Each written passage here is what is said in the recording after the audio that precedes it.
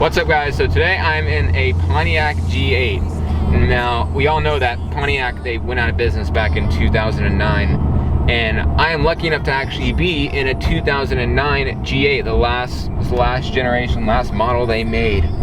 But I can't really say that this is a regular G8. I think I'm getting in the habit of reviewing not so normal cars. This car has an extra 1.9 liter of displacement because it has a 1.9 liter Maggie supercharger on it.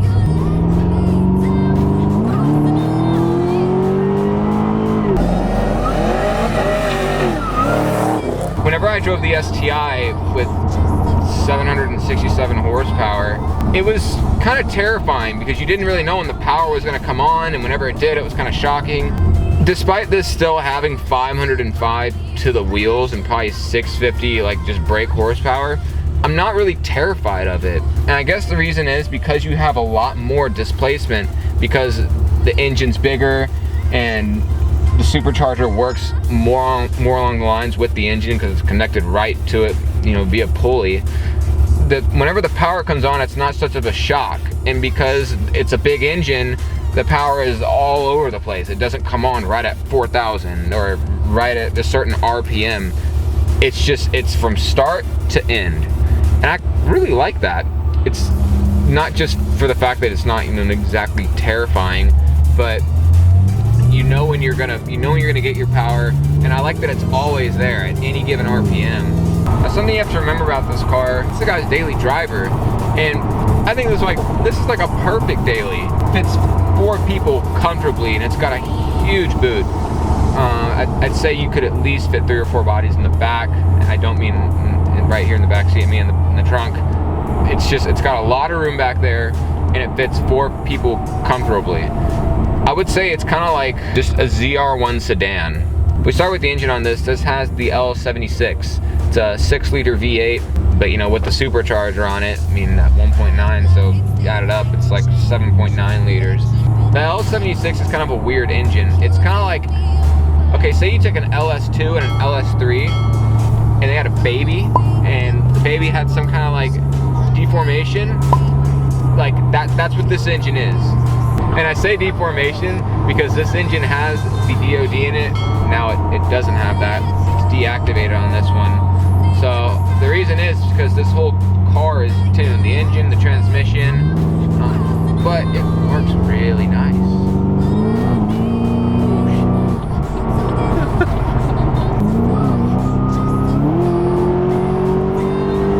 Holy shit, that pulls. Now, gas mileage is what you'd expect because this is a big V8. It gets around 15 or 16. If you try, you can maybe get 19. But yeah, don't get this car for gas mileage. But I will say this engine, and I guess the way that it's tuned, it's all very fun. It just at any given time, whether you're at cruising at 1,500 RPMs or you're gunning at 4,000 or 5,000, there is always power. Like at any time, there is power. And I guess I'm not used to that because I have a 2-liter and a 3.2 liter car, but whenever you have a big V8, it's so much easier to get power out of them at any given time, and I'm not used to that, but it's a very lovely thing. You can throw it in just the sport, sport automatic. It's a little bit more aggressive in shifting. Really? Yeah. Just don't. Wait, don't more aggressive? This is already aggressive enough. Yeah. What are you talking about more aggressive? Don't pull up and down because it'll automatically. Oh, okay, so just leave it like this. There you go. Woo.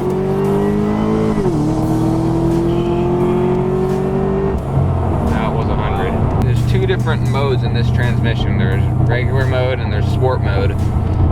Regular mode, it's a bit weird. It's kind of a bit indecisive. Sport mode, it's almost like it knows exactly what it wants.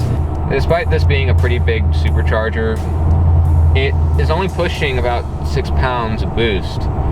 But in theory, I mean, I think that's really great. I mean, it's a conservative boost. You're still making a shitload of horsepower, and it's bulletproof. It's not going to break on you. It's perfect for a daily driver. I mean, you can do this all day.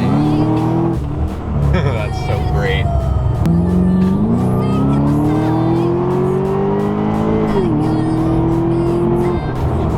Jeez, that is intense. That's what I really like about superchargers. And one, power is almost instant. And two, it's not surprising whenever you get it. You know what you're gonna get. Funny thing about this car is, despite it weighing a shitload, it's like nearly 2.5 tons, this car will still spin at around 40 or 50. This car does have 275s in the front and 305s in the rear, and they are needed. Despite this still being a big car, I mean, it needs all the grip that it can to put all this power down. Got Ford Star wheels to complement the tires as well. I like the way the wheels look. They look really nice. And with all this power, we do need to stop. So we got 6-piston Brembos in the front, 4 pistons in the back. You add all that up to make this performance car, but it makes a great daily driver as well. To me, this car is definitely a sleeper as well. If you look around it, it just looks like a regular 4-door car. Only thing that kind of gives it away is the side vents and the hood, also the brakes. Most car guys know whenever you see Brembo on your brakes, you know you're doing something.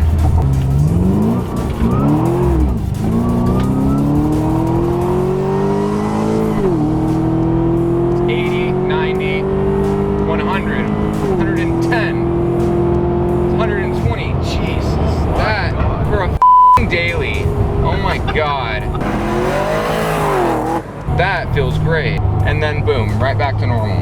And it really does feel normal, because this does have a custom exhaust. It has a MagnaFlow exhaust, but it's silent now. Well, not silent, it's just, there's no drone, there's nothing really annoying about it. It's loud when it needs to be loud, it's quiet when it needs to be quiet. And I think that's exactly what you need in a daily. That is so addicting. Oh, I love that freaking line. Because this has independent suspension, we can just take corners like a pro. It's one thing to put a lot of power in a car, and that's pretty easy to do, but to put a lot of power in a car and make it well managed, that's what this car is. The power in here is so well managed that any given time, I mean, it's not too crazy, but it's definitely not slow. It's really a shame that a company like Pontiac went out of business, knowing that they could build something like this. It's incredible. I really like it. I really like it for the fact that it can be super crazy yet feels so normal. Well guys, I think that's where we're gonna call it for today. Thank you, Dan, for letting me drive your car. I had an absolute blast in this thing. It's definitely different than what I normally drive, other than the fact that it being, custom and fast. Not really used to the whole V8s and supercharger, but it's definitely something that I like and I can really appreciate. But thank you all guys so much for watching. I'll catch you on the next one.